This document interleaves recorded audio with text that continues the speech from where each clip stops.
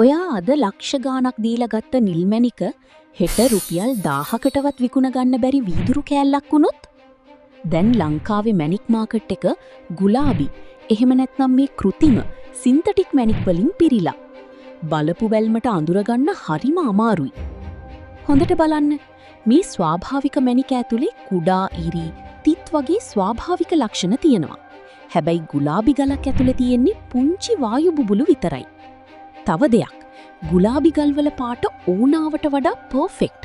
ස්වාභාවික මැණිකක පාට එක එක පැත්තට පොඩ්ඩක් වෙනස් වෙන්න පුළුවන්. මේවට අහු වුණොත් ඔයාගේ මහන්සි වුණ සල්ලි ඔක්කොම වතුරේ.